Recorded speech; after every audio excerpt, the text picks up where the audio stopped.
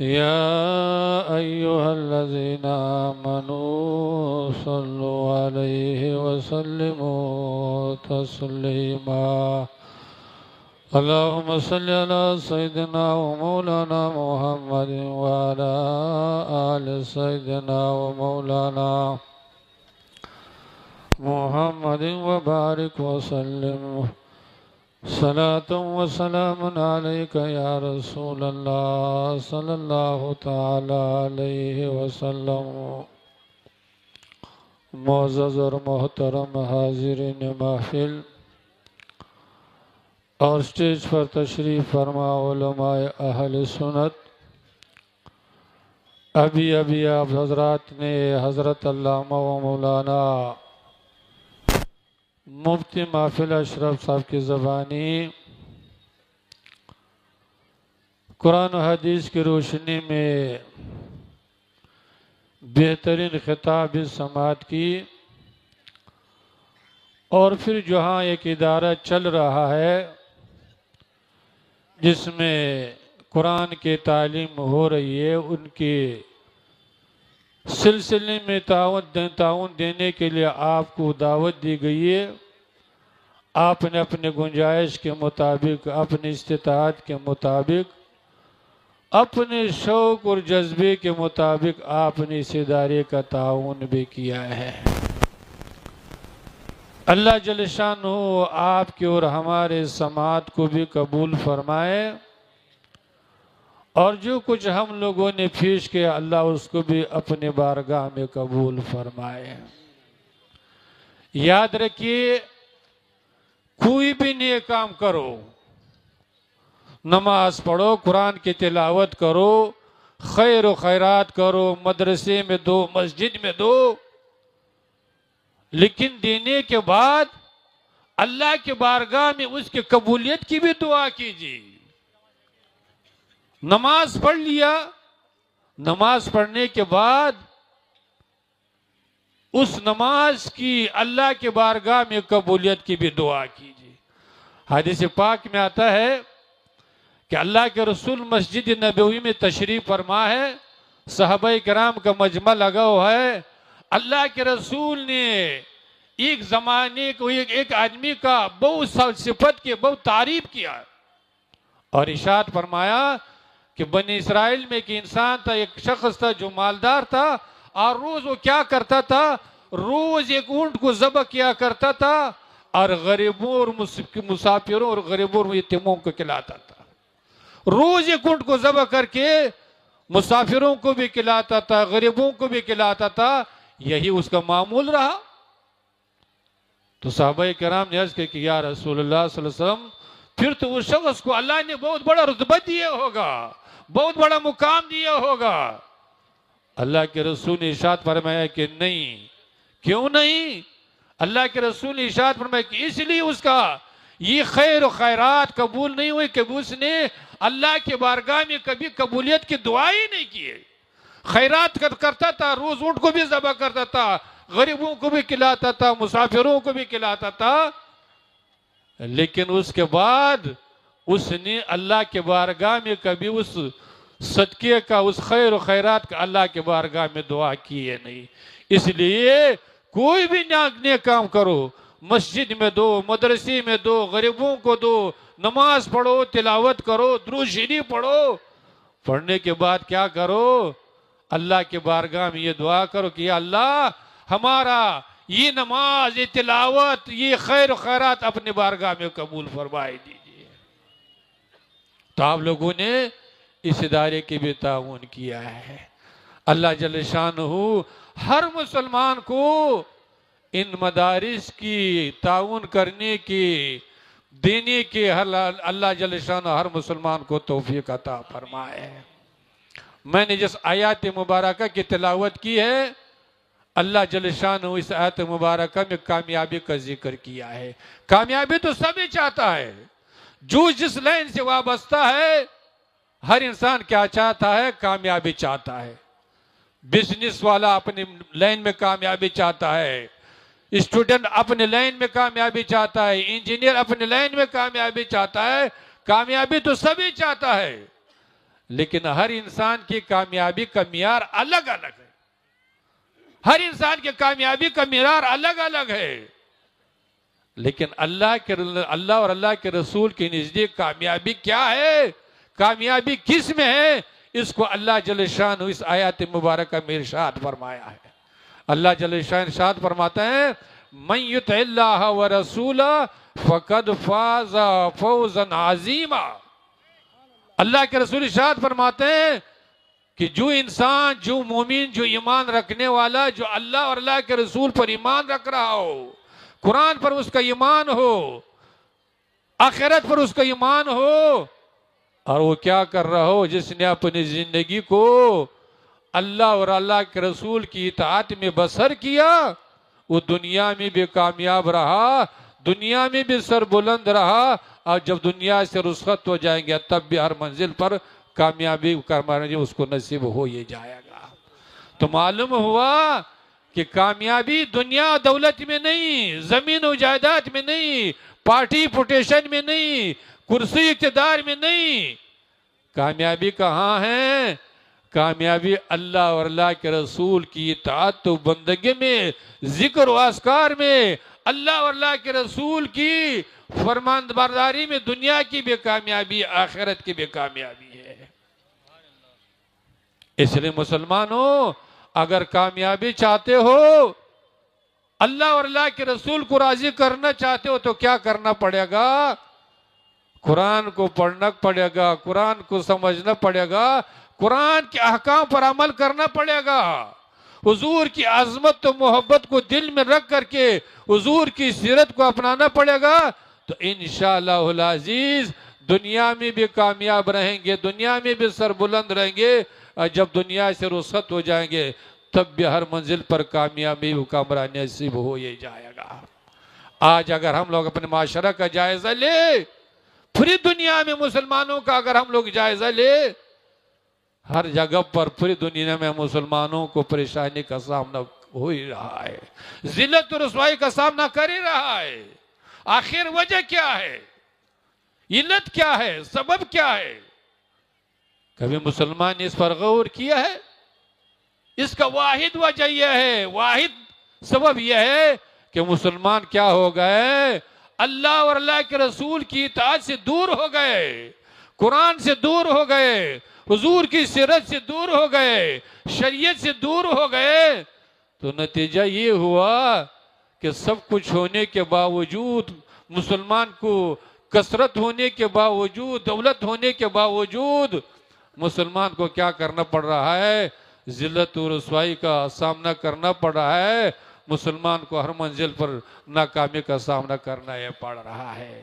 آج بھی اگر مسلمان قرآن سے قریب ہو جائے، مسجد سے قریب ہو جائے، حضور کی سیرت سے قریب ہو جائے، تو پھر کیا ہوگا؟ دنیا کی پریشانی بھی دور ہو جائے گی، اللہ بھی راضی ہوگا، اللہ کے رسول بھی راضی ہو جائے گا.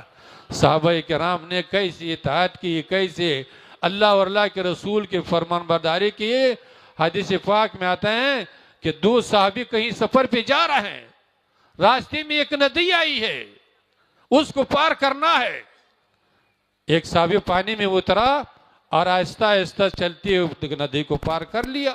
جب اس ندی پار کر لیا، اپنے ساتھیوں کو آواز دے رہے کہ میرے ساتھی، ندی میں پانی کم ہے، اب چلی آئیے. تو وہ جو ابھی ندی پار نہیں کیا تو اس نے جواب دیا کہ میرے ساتھی، میں جانتا ہوں کہ ندی میں پانی کم ہے، لیکن ایک دن میں حضور کے ساتھ یہاں پر آیا تھا، میں یہ سوچ رہا ہوں کہ اللہ کے رسول نے ندی میں سب سے پہلے کون سا پاؤں داخل کیا، میں سوچ ہوتا کہ میں اس پاؤں کو اس ندی میں داخل کر دوں گا. اب اطاعت و بندگی کا اندازہ تو دیکھ لیجیے.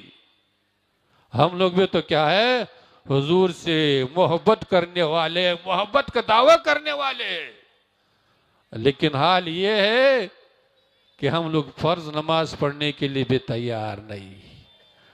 فرض نماز پڑھنے کے لیے بھی ہمارے اندر شوق و جذبہ موجود نہیں. مسجد کے بغل میں رہتے ہوئے، اذان سنتے ہوئے، صحیح سلامت ہونے کے باوجود کوئی عذر نہیں، کوئی پریشانی نہیں، کوئی مجبوری نہیں، لیکن مسلمان اتنا غفلت کی نیند سو چکا ہے، اللہ اور اللہ کے رسول سے اتنا دور ہو چکا ہے، آخرت بھول چکا ہے، قبر کا عذاب بھول چکا ہے، سب کچھ ہونے کے باوجود مسجد میں آنے کے لیے تیار نہیں، بارگاہ الہی میں جھکنے کے لیے تیار نہیں۔ حضرت عبداللہ ابن ام مکتوم، یہ حضور کے صحابی، نابینا صحابی، آنکھوں سے مجبور ہے، دیکھ نہیں پا رہا ہے۔ ایک دن حضور کی خدمت میں حاضر و عرض کہ یا رسول اللہ صلی اللہ تعالیٰ علیہ وسلم، ہم آنکھوں سے مجبور ہے، برسات کے موسم میں مسجد نبوی میں آنے جانے میں بڑی پریشانی ہوتی ہے، راستے میں ٹوکریں لگتی ہے، اگر اجازت ہو تو میں نماز کو گھر پہ ادا کر لوں۔ تو اللہ کے رسول نے ارشاد فرمایا کہ میرے صحابی یہ بتاؤ کہ جب حضرت بلال حبشی رضی اللہ تعالیٰ عنہ آزان دیتے، اب اس کے آزان کی آواز سنتے ہیں کہ نہیں؟ ان کی آزان کی آواز آپ کے گھر تک پہنچتی ہے کہ نہیں؟ حضرت عبداللہ بن مکتوم نے عرض کیا کہ یا رسول اللہ صلی اللہ علیہ وسلم، جب حضرت بلال حبشی رضی اللہ تعالیٰ آزان دیتے ہیں، میں ان کی آزان کا آواز سنتا ہوں، ان کی آزان کی آواز ہمارے گھر تک پہنچتی ہے۔ تو اللہ کے رسول نے ارشاد فرمایا کہ میرے صحابی پھر تو تم کو مسجد نبوی میں آ کر کے باجماعت نماز ادا کرنا یہ پڑے گا۔ نابینا ہے، آنکھوں سے مجبور ہے، اس کو بھی جماعت چھوڑنے کی اجازت نہیں۔ اور آپ کو اور ہمارا حال کیا ہے؟ آپ کو اور ہمارا حال تو یہ ہے کہ مسجد تو بہترین بنی ہوئی، سنگ مرمر بچی ہوئی، پنکھے ہے، پانی ہے، امام ہے، مؤذن ہے، قالین ہے، سب کچھ ہونے کے باوجود مسلمان کو 5 مرتبہ حی علی الفلاح، حی علی الفلاح، کامیابی کی طرف آؤ، کامیابی کی طرف آؤ، اللہ کی طرف سے بلایا جا رہا ہے، کسی بندے کی طرف سے نہیں بلایا جا رہا ہے، کسی منسٹر کلیکٹر کی طرف سے نہیں بلایا جا رہا ہے، اللہ کی طرف سے بلایا جا رہا ہے، مائک سے بلایا جا رہا ہے کہ ایمان والوں کامیابی کی طرف آؤ۔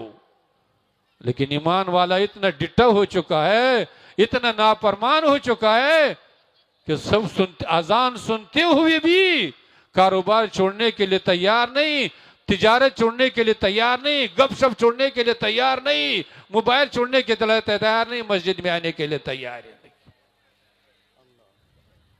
تو نتیجہ کیا ہو رہا ہے؟ دیکھ رہے ہو، پوری دنیا کے حالات کو دیکھ رہے ہو، اور اس کے باوجود آپ لوگ خود رہے ہو۔ دنیا کی حالت کیا ہے آپ لوگ، ہر انسان کو معلوم ہے دنیا میں کیا ہو رہا ہے۔ یہ کودنے کا مقام نہیں، ہنسنے کا مقام نہیں، یہ مقام کیا ہے؟ رونے کا مقام ہے، سوچنے کا مقام ہے، کچھ حاصل کرنے کا مقام ہے، اپنے آخرت کا سوچنے کا وقت ہے۔ لیکن ہم لوگ جو پوزیشن سنبھالے ہوئے ہیں اس پوزیشن کو چھوڑنے کے لیے تیار نہیں، اللہ اور اللہ کے رسول کی اطاعت و بندگی کرنے کے لیے تیار ہے نہیں۔ سبحان اللہ۔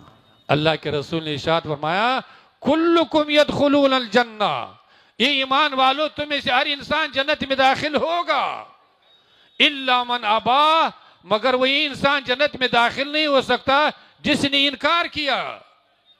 صحابہ کرام نے عرض کیا کہ یا رسول اللہ صلی اللہ علیہ وسلم انکار کس نے کیا؟ انکار کون کرے گا؟ جو ایمان والا ہوگا وہ نماز پڑھوے کرے گا، جو ایمان والا ہوگا وہ نیک عمل کروے کرے گا۔ اللہ کے رسول نے کیا ارشاد فرمایا؟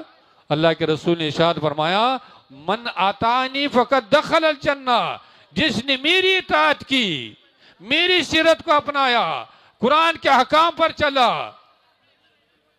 سنت کے مطابق اپنی زندگی کو بسر کیا، فقد دخل الجنہ، وہ تو جنت میں داخل ہو ہی جائے گا۔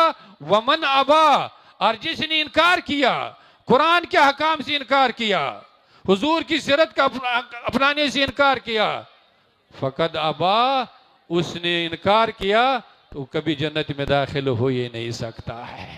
بے شک تو سبحان۔ معلوم ہوا کہ اگر جنت جانے کی خواہش ہے، خواہش تو سب کو ہے اور ہونا ہی چاہیے، لیکن جنت جانے کے لیے اللہ اور اللہ کے رسول نے ایک طریقہ بتایا، ایک راستہ بتایا کہ اگر اس راستے پر آپ چلیں گے، اس راستے کو اپنائیں گے تو آپ کیا ہوں گے؟ اللہ کے فضل و کرم سے آپ جنت میں داخل ہوئے جائیں گے۔ اگر اس راستے کو آپ نے چھوڑ دیا، اس راستے کو آپ نے ترک کر دیا، تو پھر یاد رکھیے اللہ اور اللہ کے رسول کا یہ فرمان ہے کہ کبھی کیا نہیں ہو سکتے، جنت میں داخل ہو ہی نہیں سکتے ہو۔ اس لیے مسلمانوں، یہ مختصر زندگی کا قدر کیجیے، اس مختصر زندگی کے مقصد کو سمجھنے کی کوشش کیجیے۔ اس زندگی کا مقصد سے موبائل چلانا نہیں، مکان و کوٹھی بنانا نہیں، زمین و جائیداد حاصل کرنا نہیں، اس زندگی کا مقصد نہیں۔ زندگی کا مقصد کیا ہے؟ اللہ اور اللہ کے رسول کی اطاعت و بندگی کرنا، اپنی زندگی کو اللہ اور اللہ کے رسول کی ذکر و فکر میں گزارنا، مسجد میں گزارنا، قرآن کے احکام کے مطابق گزارنا، حضور کے فرمان کے مطابق گزارنا، یہی زندگی کا اصل مقصد ہے۔ اور اس پر کوئی آج کل ہمارے قوم گزارنے کے لیے تیار ہے نہیں۔ ہمارے جوان کا عالم یہ ہے کہ رات کو 1 بجے 2 بجے تک موبائل چلانے میں لگے رہتے ہیں، کیا کیا اس میں دیکھتے ہیں، اور وہی جوان جب سو جاتا ہے تو 8 بجے سے پہلے اٹھنے کے لیے تیار ہے نہیں، بارگاہ الہی میں مسجد میں ماننے کی جھکنے کے لیے تیار ہے نہیں۔ اس لیے مسلمانوں، نہ یہ ہمیشہ زندگی رہنے والی، نہ ہمیشہ جوانی رہنے والی ہے۔ آج موقع ہے، اللہ نے موقع دیے ہیں کہ کیا کرے، اپنی گزری و گناہوں سے توبہ کر لے، اور جو زندگی باقی ہے، کتنا معلوم 1 سال باقی ہوگی، 1 مہینہ باقی ہوگی، کتنی زندگی باقی ہوگی، باقی زندگی کا کیا کرے؟ اصلاح کرے، اپنے گناہوں سے باز آ جائے، اپنے گریبان میں جا کے جو کمی اس کو دور کرے۔ اگر ہم لوگوں نے ایسے کر لیا تو اللہ کے رحمت کا نزول ہوگا، جتنا ظالم و جابر ہے، جتنی دنیا کی پریشانی ہے، سب دور ہوئے جائیں گے۔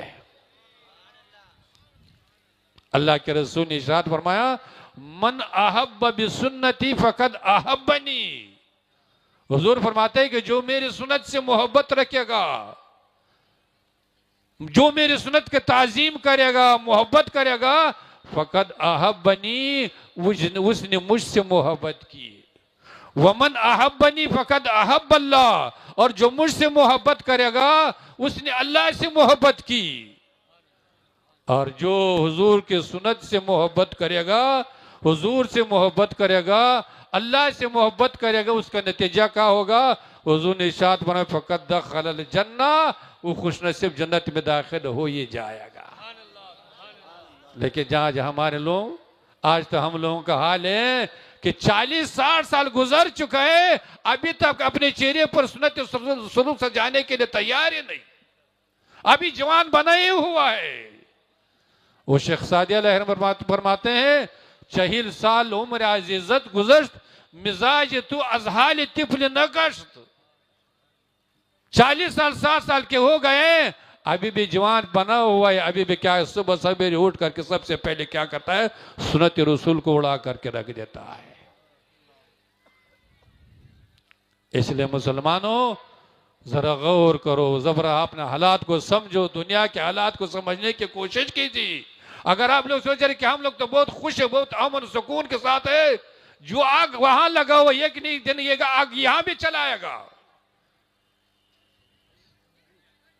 اس لیے اس آگ کو اگر ختم کرنا ہے، بجھانا ہے، تو روڈ پر ہنگا تمغا کرنے کی ضرورت نہیں، شور شرابی کی ضرورت نہیں، مسجد کو پکڑ لو، قرآن کے دامن کو پکڑ لو، قرآن پر عمل کر لو، حضور کی سیرت کو اپناؤ، تو انشاءاللہ العزیز جتنا ظالم و جابر دنیا میں مسلمانوں پر مسلط ہے، اللہ سب کو نیست و نابود فرمائے دے گا۔ اس لیے ان جلسوں کا، ان محفلوں کا اصل مقصد یہ ہے، چندہ ہوا یا مجمع ہوا، یہ تو بات کا اصل مقصد یہ ہونا چاہیے کہ ہمارے قوم کا اصلاح ہو جائے، ہمارے قوم کے اندر جو بگاڑ پیدا ہو چکا ہے، نماز سے دوری کا، مسجد سے دوری کا، حضور کی سنت سے دوری کا جو بیماری ہو چکی ہے، جو بگاڑ پیدا ہو جائے، ان جلسوں کا اصل مقصد یہ ہونا چاہیے کہ کیا ہو جائے، قوم قرآن و حدیث کے باتوں سن کر کے اس پر عمل کرنے کی کوشش کرے، اور ہمارا قوم کیا ہو جائے، اللہ کے قرآن سے قریب ہو جائے، اللہ حضور کی سیرت سے قریب ہو جائے۔ ان جلسوں کا اصل مقصد یہ اور یہ ہونا یہ چاہیے، اور اس غرض سے آنا یہ چاہیے۔ لیکن افسوس سے کرنا پڑتا ہے کہ ہم لوگ کیا ہیں، نفس کے غلام بنے، نفس کے بندے بنے ہوئے ہیں۔ نفس جہاں خوش ہوگا بس وہی پر ہم لوگ آنے کے لیے بھی تیار ہے، مجمع لگانے کے لیے بھی تیار ہے، اور جہاں نفس کو یہ ہوگا وہاں نہ کوئی آنے کے لیے تیار ہے، نہ کوئی سننے کے لیے تیار ہے۔ تو اللہ جل شانہ نے ارشاد فرمایا، من یطع اللہ ورسولہ فقد فاز فوزا عظیما، کہ جو خوش نصیب ایمان والا اللہ اور اللہ کے رسول کی اطاعت و بندگی میں اپنی زندگی کو بسر کرے گا، وہ دنیا میں بھی کامیاب ہوگا، آخرت میں بھی کامیاب ہوگا، اور یہی دنیا و آخرت کی کامیابی، آخرت کی کامیابی سب سے بڑی کامیابی ہے۔ اللہ ہر مسلمان کو آخرت کی کامیابی نصیب فرمائے، قبر کی کامیابی نصیب فرمائے، میدان معاشر کی کامیابی نصیب فرمائے، اللہ ایسی کامیابی نصیب فرمائے جو اللہ بھی راضی ہو، اللہ کے رسول بھی راضی ہو، دنیا میں بھی کامیابی ملے، آخرت میں بھی کامیابی ملے۔ تو یہ جلسہ انشاءاللہ جاری رہے گا، آپ لوگ بیٹھے رہیے، اور ہمارے علماء کرام کے شعراء کے اپنے تقریر بھی سنیے، اور ان کے نعت و منقبت سے بھی مستفیض ہیں۔ لیکن اس محفل کا ادب و احترام ضروری ہے، یہ کوئی دنیاداری کی محفل نہیں، یہ کوئی سیاست کی محفل نہیں، یہ قرآن و حدیث کی محفل ہے، اور اس محفل میں جتنا باادب ہوگا اتنا بانصیب ہوگا، جتنے اس محفل کا ادب کرے گا، ادب سے سنے گا، ادب سے بیٹھے گا، اتنا کیا ہوگا، وہ محروم ہو کر کے نہیں جائے گا، اللہ کے رحمتوں کو لے کر کے جائے گا۔ اور سب سے بڑا ادب کیا ہے اس محفل کا؟ سب سے بڑا ادب یہ ہے کہ ہم لوگ جو کچھ سنیں گے قرآن حدیث کی روشنی میں، چاہے عقائد کے تعلق سے ہو، چاہے اعمال کے تعلق سے ہو، جو کچھ ہم لوگ سنیں گے، سب سے بڑا ادب ہے کہ وہ کیا کرے، اس کو اپنے دل و دماغ میں بسا کر کے اس پر عمل کرنے کی کوشش کرے، یہی سب سے بڑا ادب ہے۔ اور اگر ایسی اس محفل کا ادب نہیں تو رات بھر بھی بیٹھے رہنے سے کچھ ملنے ہونا، جیسے خالی ہاتھ آیا تھے ایسے خالی ہاتھ ہو کر کے جانا ہے پڑے گا۔ اس لیے ادب سے بیٹھیے، تعظیم سے بیٹھے تو انشاءاللہ محروم ہو کر کے نہیں جائیں گے، اللہ کے رحمتوں کو لے کر کے جائیں گے، آخرت کی کامیابی کو لے کر کے جائیں گے، اللہ اور اللہ کے رسول کی رضا کو لے کر کے جائیں گے۔ اللہ جل شانہ آپ کو بھی اور ہم کو بھی اور ہر مسلمان کو ایسے محفلوں کو ادب و احترام کی توفیق عطا فرمائے۔ اللہ آپ کو بھی سننے اور سنانا سے زیادہ عمل کرنے کی توفیق عطا فرمائے۔